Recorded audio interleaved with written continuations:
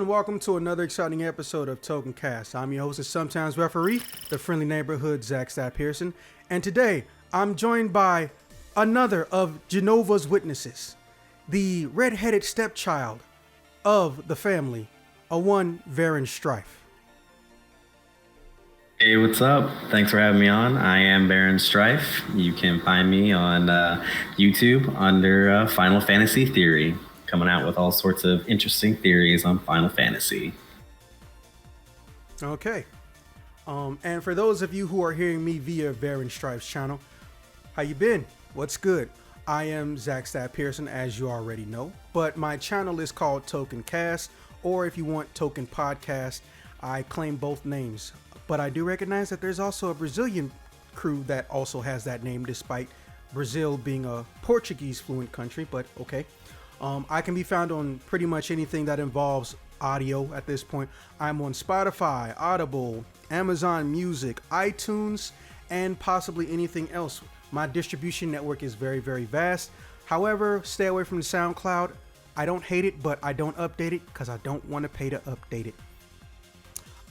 My channel is a variety channel, but primarily we focus on game theories, comical life stories, and of course, talking to, gamers like yourselves, moviegoers, comic lovers. Well, we're going to talk to more of them in the future, and doing interviews of various people who are involved in certain aspects of pop culture. If you truly want a channel that might have something potentially for everybody, please feel free to give me a visit. And yes, there will be more Final Fantasy theories. And look forward for the Devil May Cry vs. Bayonetta video. But all right, let's get into what you're really here for. As I was discussing earlier with Varen, there's something I noticed that got left alone and needs to be checked in on, or potentially checked in on, when it comes to the realm of Final Fantasy's Rogues Gallery, or Final Fantasy VII specifically's Rogues Gallery. Now, I know everyone here or who's looking at this channel knows that you should expect spoilers for Final Fantasy VII related content. It's not even because it's an old game. It's because YouTube exists and it's popular. So someone's going to get spoiled regardless. But here's your little 5-second warning. If you do not want to be involved with any potential story spoilers, if you haven't finished the original games, if you haven't played any of the prequels, or if you're still waiting to get a full version of Remake and you've never touched anything, why are you here, bro? But for the rest of you, I hope you can enjoy this. So this theory is going to center on one blight that fell upon the world. Literally. Jenova. So, for those who may not remember, I'm just going to do a little bit of a backstory on Jenova. Jenova is an existence that literally landed on Midgard. At least I think that's what the Final Fantasy VII planet name is. In the form of, well, essentially some form of a comet. It left a giant crater and immediately was almost nigh indestructible. It did not die. The Cetras were the first people to combat, for lack of a better term, Jenova. And they immediately realized that it couldn't necessarily die, but it should probably be contained. Now, we don't know what exactly happened, but it's been implied through Aerith's drawings, and even before then, just through our basic understanding of the lore, and even more so in the CG sequence when the holographic room breaks down in the Shimmer building in Remake. But essentially, what we can gather is when Jenova landed, all hell broke loose. And on top of it, people started seeing dead relatives and whatnot, because Jenova can affect minds, as we know, and also can steal thoughts on some level and take the shapes and reshape their body to match those that have been dead. So from what it sounds like to me, from literally day one, Jenova landing on the planet, Jenova has simultaneous access to the spirit realm, aka the life stream realm, as well as access to brains of sentient beings, and also access to the physical plane. That's kind of scary in and of itself, on top of being in a nigh unkillable form. So the Cetra, over time, with the help of, well, utilization of the live stream and possibly Mithra. Why do I feel like I messed up her name already? You meant Minerva. Why do I do that? Minerva. They found a way to engineer materia or materia-like objects to combat Jenova. Or hell, they may have invented weapon to combat Jenova, because theoretically, weapon is essentially like antibodies for the planet. They're the planet's self-defense system. And here's Jenova. I don't know about you, but if Jenova landed on me, I'm squadding up too.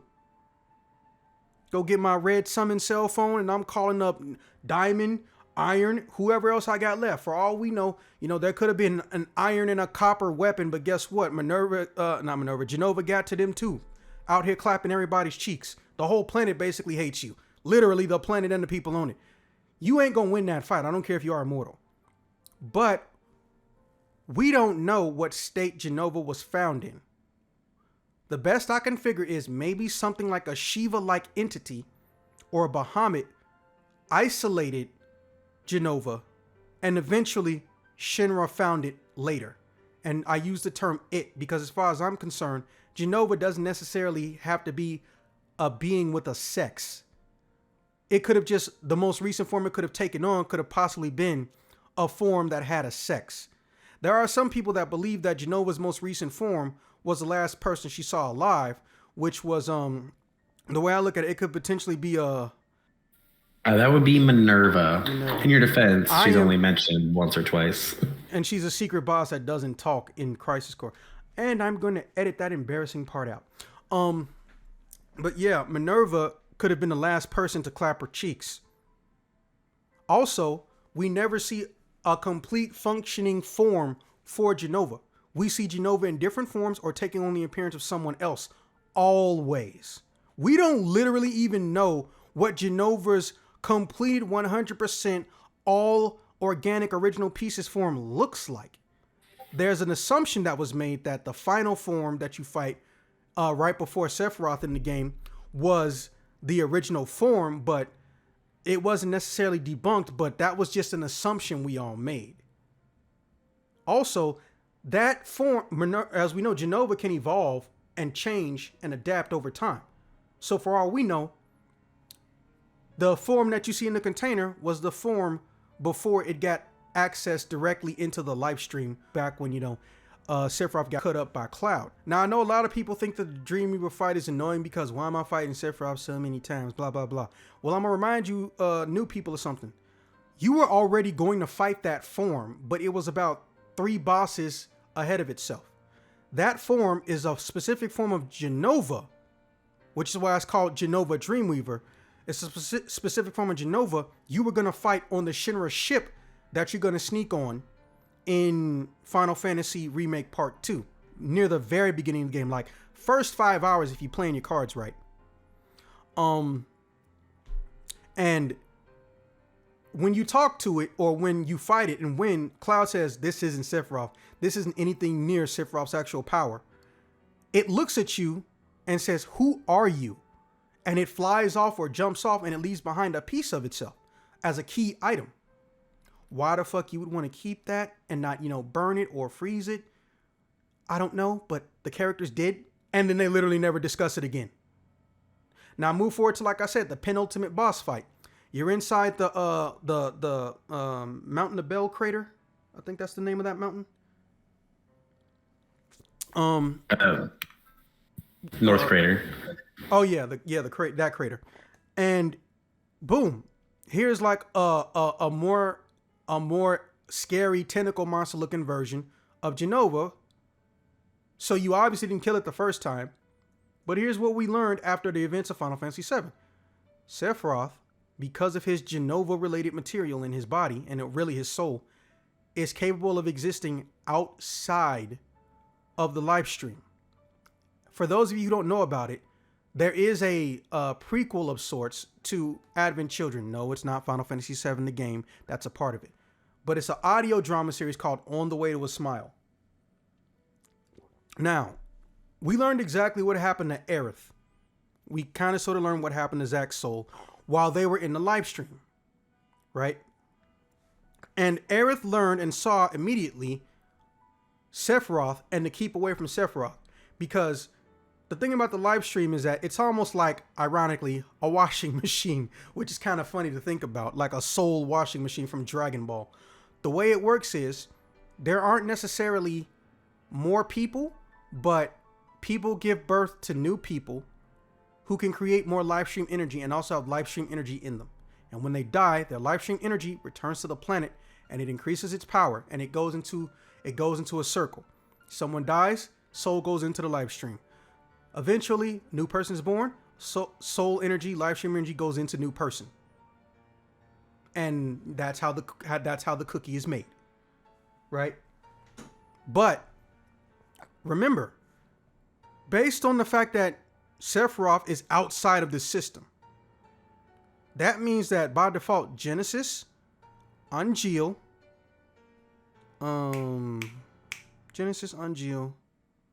Sephiroth, and Jenova, the one with the most Jenova sales, obviously, do not exist within this system. And technically, to a lesser extent, you could also say Nero, the deep ground soldier, does not exist in this system because he can move freely through the dark live stream, which I feel like that shit shouldn't exist. He would have been more dangerous if he could manipulate and move through regular live stream. That's all I'm saying.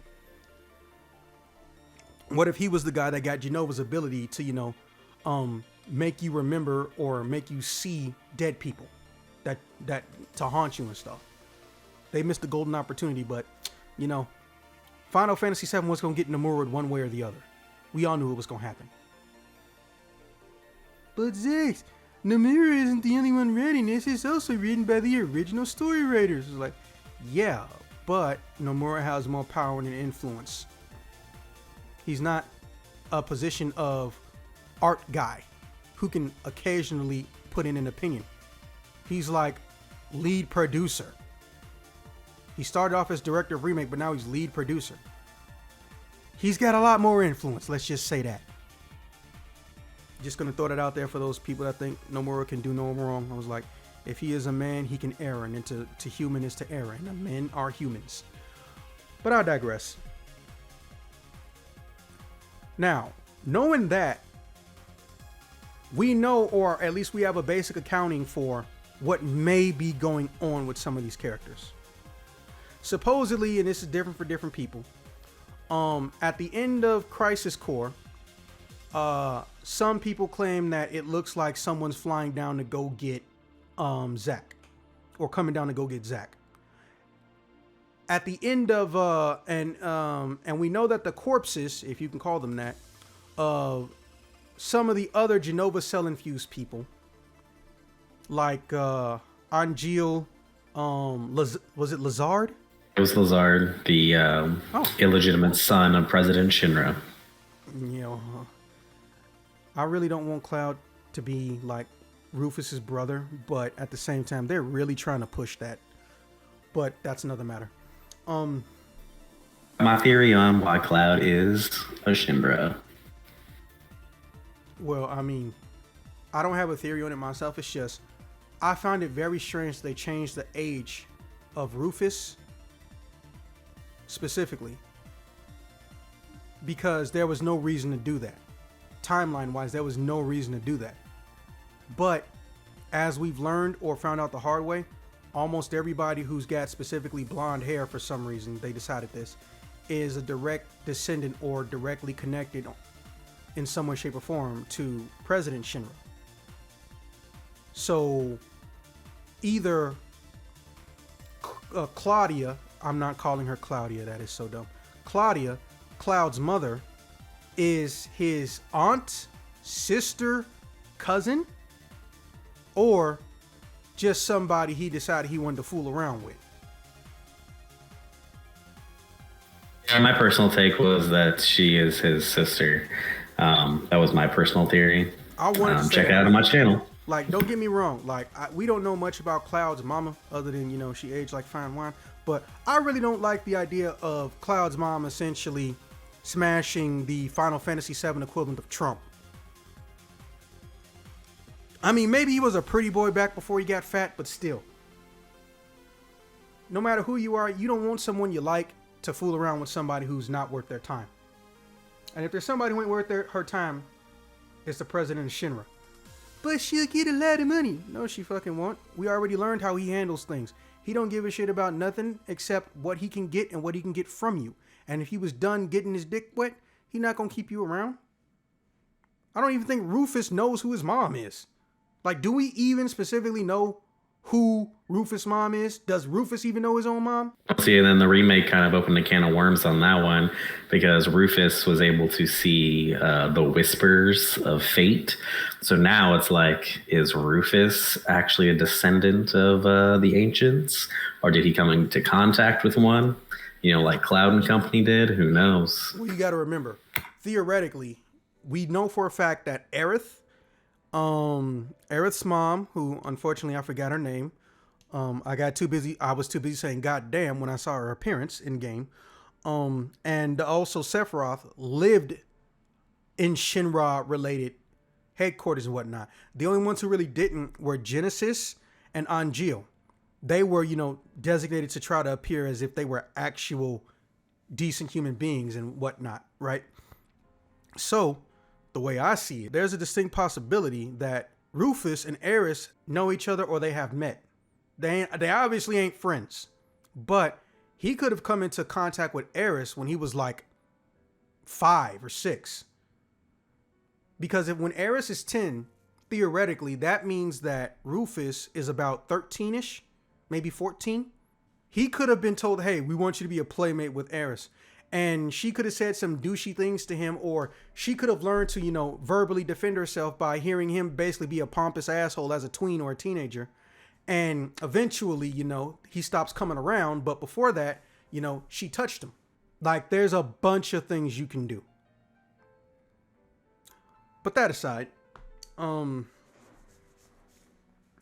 I think the main reason he can see the whispers, not to deviate too much, is just because people who have been removed from their original timeline, destiny and fate, can see the whispers because the whispers are after them. That's what I think. So it's not so much Aerith physically touching you so much as it is anyone who's been, fate has been changed by Aerith and what she knows or isn't saying can now see them. That's how I look at it. Anybody who's moving off their original timeline, boom, you got to deal with the whispers. But anyways, getting back on topic. They're accounted for. Genesis is essentially, from what it looks like, he is being used as a planetary weapon replacement, or he is used as an emergency weapon, or maybe he's being converted via the live stream into a new being, or a being that is pure and does not have Jenova cells or geostigma possibilities within him. It's not really clear. There is nothing that specifically tell us exactly what's happening to Genesis. Once we saw that big transformation form, then found out he's in a barrier, there's no in between telling us why was he there?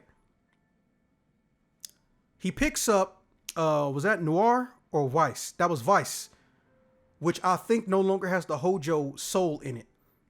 And he says, don't worry, brother. So the way I see it, he considers himself a deep ground soldier. Or possibly when Vice and Noir came to pick up, Vice and Nero came to pick up Lazarus and Genesis's corpse and whatnot. Because apparently that's who they were. But supposedly they hadn't finished designing their face. That's why we didn't see them. And no. I feel like Nomura thought he was foreshadowing some bullshit. They got brought down back in the deep ground for experimentation, and they were revived in some way, shape, or form. But when they were revived, they possibly automatically knew, hey, we're not messing with Shinra stuff. And that's where that container barrier may have come from. And, Hojo tried to study it, but then, the events of Final Fantasy VII happened, blah, blah, blah, blah, blah. But Jenova is not accounted for in any way, shape, or form. And then the pieces of Jenova that we know exist, the head, the body, and whatever that weird arm tentacle thing was that it leaves behind when you fight it in the Shinra boat. We don't have anything that tells us specifically they no longer exist. Now, there are some people that believe that, Aerith's limit break level 4 or limit break level 3, because, hey, I'm going to spoil some things for you. Aerith has a full limit break list, but in order to access it, you either got to play the game for like almost a full month straight until she's like level 50 or something, or you have to game shark it. And basically it's Healing Rain, which is what we see at the end of Advent Children, which removes geostigma. But here's the thing. Removal of geostigma is essentially just removal of Jenova cell or infection made by Jenova cells, as we learned, mixing with the life stream. Well, that doesn't mean that healing rain or whatever kills Jenova or Jenova cells. It just removes them from people who weren't born with them, born with the stigma. So, knowing that, seeing what happened to Kadash, and that all of that stuff was really just relating to Sephiroth being affected, because here's the thing, Kadash technically, and all them other ones, they're not technically 100% Jenova cells. They're also part human, but I guess more like Sephiroth, they're a hybrid mix. Genesis is underground, so that rain never even touched him, and I'm not even sure what Genesis qualifies as anymore. Maybe it's because he has that beast form, and unlike Sephiroth, who got affected by Jenova directly, they have a transformation that they can access if it's not corrupted by Jenova, or they're not taken over mentally in some way by Jenova cells too much because they maintain their personality. Maybe that's why they had those transformations. That's what I think. So from what I can remember in Crisis Core, Genesis was Project G. He was the defected version, what they were coming to get to Sephiroth, because Genesis was already born when they started the Jenova experiment. Yeah, and that's why they came up with the Sephiroth going with it in the womb. Yeah, in vitro Jenova fertilization, a nightmare by any other name. And when it comes to Angeal, I think Angeal was just, they wanted to see one that was raised in a traditional family. I think that was it. And they found some people who were just desperate to have a kid. I still think him killing them was the wrong thing to do. But I also understand why he did it, but it's still fucking wrong. But also, to be fair, based on what would have happened when Shinra got there, hell, they might have just ended up killing them anyway, based on what they did in Nibelheim. So, it might have been a mercy killing, but, we'll never know. Anyways, so now let's move into the Advent Children era, because that's where this was going. There are some characters we don't know their ending, and it's weird and it's annoying. L, as I mentioned, from Before Crisis, and before anyone asked, yes, I know you didn't play it, but there's a reason you see her or stuff like that in the Ever Crisis trailer. Because Before Crisis was a cell phone only game that Square Enix got into a contract to release. It only came out on a specific brand of phone that does not exist outside of Japan, and it was a dumb idea. But to be fair, that president is no longer at the company, and a lot of people hated him. That's why you don't know who this character is. I'll probably put an image of her on screen, or when Baron has his version, he'll put images and links to some of the stuff you can find to see this character. L had a materia that was so powerful that it instantly enhanced the entire physical abilities of whoever had it. Like, this little teenage girl could block a blow and not be disturbed or shaken by a full hard super strike from Sephiroth. And it actually happens. Like, the ground cracked and Sephiroth lost his mind. He didn't get scared. He's Sephiroth. But he literally looked at her and said, "How are you still alive? I hit you as hard as I could," or something of that nature. And this is Sephiroth. No one's ever seen him not take something out when he tries hard. So there's her. She's not actually killed at the end of the game. And then she goes back to Avalanche. So from what I can guess, she's running the original sect of Avalanche, which is what we find out about and see more of in Final Fantasy VII Remake, specifically the PS5 Yuffie side of things. I think that the main branch of Avalanche is still being ran by L. But we should have at least had one cutscene with her, because up to this point, we don't know how many factions there are and who's the head of the factions and who's the head over everybody. We just have a general assumption. Now, that means that we now have Nero, technically, on some level, I guess, Angeal Genesis, and apparently what it looks like Weiss is getting ready to be revived or converted into something. Sephiroth, technically, are all able to exist outside of the live stream. But the only one we don't hear anything about ever is Jenova. There is no official confirmation that Jenova is completely removed from the planet. They didn't say it in Advent Children, and one of the biggest plot points was the a terrible Jenova transmitted disease, the JTD, that everybody is getting. Ironically, they caused a pandemic by killing Sephiroth. Damn, that's got to be ironic. And I think the only people who might even be around to stop this is Vincent, Red 13, and possibly Genesis. Because these are some of the only people who may be so far removed from being able to have a normal lifespan, oh wait, and Lucrezia technically, that something may come of it. Because what did Sephiroth say? The world gets screwed over in the future, and we don't know where that giant meteor is coming from. Apparently, that's not black materia. I thought it was black materia, but we've now got a confirmation. That is not black materia when Sephiroth is showing people that a giant planet is coming to hit a meteor is coming to hit the planet. Who sent that damn thing? Lavos? The only people who could possibly do it would be someone who still has the black materia. But again, as we all know, we don't even know what happens to the fucking black materia at the end of the game. I think because nobody remembered Jenova, or nobody thought Jenova could come back from the state it was left in, that Jenova got the black materia and said, know what, fuck everybody. I'm tired of dying. I'm tired of people slaughtering me. I'm tired of being viewed as the enemy. Fuck everybody. I'm killing everybody out here. Because technically, Sephiroth can control Jenova cells or aspects of Jenova cells when they're within him, but the ones that are completely Jenova cells, not Sephiroth infected cells, or I guess S cells are what we can call them, we don't know what happened to those. Where did the head go?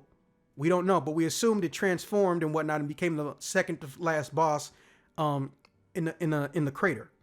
What happened to the body? Well, Sephiroth came and picked that shit up. He probably attached it to the head. Duh. But if that's what he did, what the hell was that piece that was on that Shinra ship?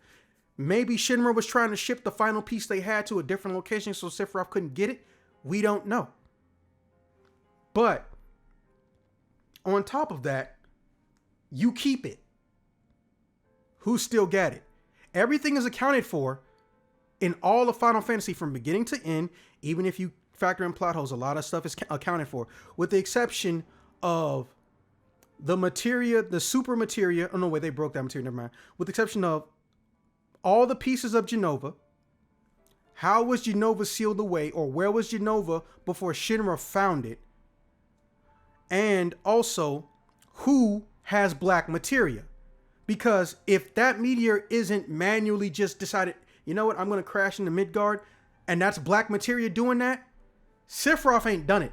Because Sephiroth can only do it when he's in a physical form on the planet. So if he didn't do it, he wanted to, obviously he said it in Having Children. Who made that meteor? And the only person I can think of is Jenova. So in my head, the way I look at it, everybody who's not accounted for, everyone who disappeared, the girl from Wutai who didn't go back to Wutai at the end of in Crisis Core, who had a crush on Zack, L, who's still alive, mind you, depowered, Jenova, Angeal, Genesis, who are capable of some level of reincarnation or just, you know, having a long lifespan, Vincent, Red 13. These are things that don't get accounted for once we go past having children. Sephiroth, we know what he's doing after having children. He's going back in time and he's trying to change everything in his favor. Who sent that meteor still in the future?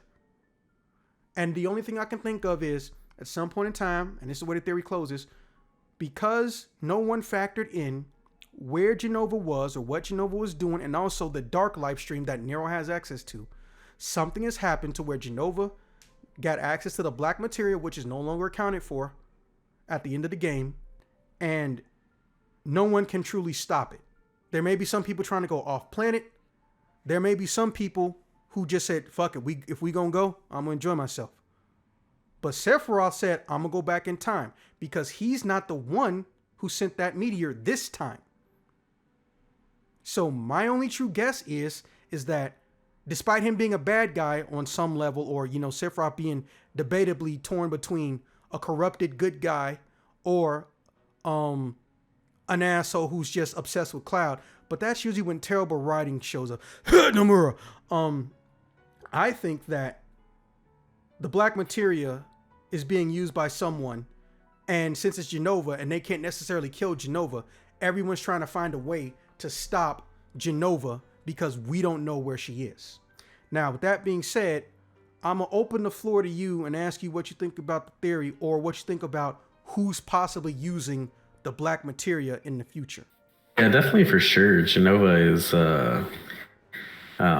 she could definitely be doing it. You know, I mean, you can only take getting a sword to the face so many times before you're like, you know what, fuck this, I'm done. Like, you gotta I'm out of here. Jenova, at the earliest that we know of, showed up thousands of years in the past of Final Fantasy VII on Midgar. How many times has your cheeks been clapped? I would be salty even if I wasn't a psychopathic existence. It's very true. And, you know, we don't know how many times Jenova has done this to planets.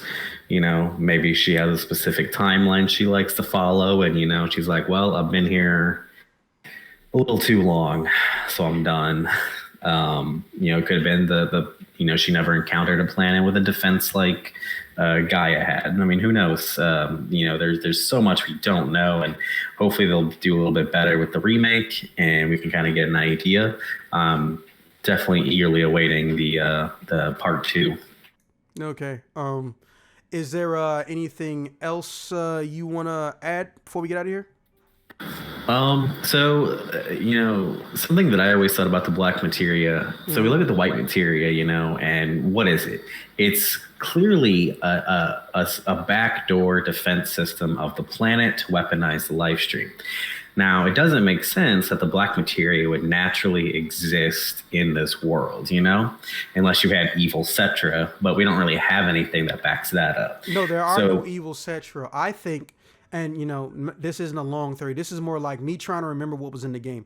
I think the reason the black materia existed was to either hurt Jenova, or there was some threat after Jenova, or maybe before Jenova, that required them to make the black materia and hit something with it. But we don't really know what that is. We just know the black materia is the strongest and most destructive materia. We just know that when they made it, they was like, this is only for emergency situations. Yeah, you know, that's really all I got. Because, you know, like yeah. Okay, well, one last time, Varen, you want to tell the nice folks on TokenCast where they can find you? You can find me on YouTube under the name Final Fantasy Theory. If you want to, you can check me out on Facebook, but all of my stuff is on YouTube, Final Fantasy Theory. Final Fantasy Theory people, hello, nice to meet you. You know what I'm about. I'm a variety channel. Yes, there's going to be more theories in the future. I have a very, very, very long edit ahead of me for a Devil May Cry as a franchise versus Bayonetta as a franchise coming up in the near future. And like I said, I do comical life stories, and I always talk to people about pop culture and try to get interviews from authors and, you know, occasional people who work within certain media and entertainment industries. So if you want to come and look at my channel, I would greatly appreciate it. I'm on the road personally, you know, to try to hit 1,000 before I die. Not necessarily before the end of the year, but just before I die. So, you know, if you feel like it, it's all good. Or if you just want to watch this video, that's cool too. Feel free to, you know, talk to us about future theories or say something in the comments and hit the like button. I normally don't tell people to do that, but I'm getting bugged too a lot, so I'm going to start. All right, with that being said, I will see you guys when I see you guys.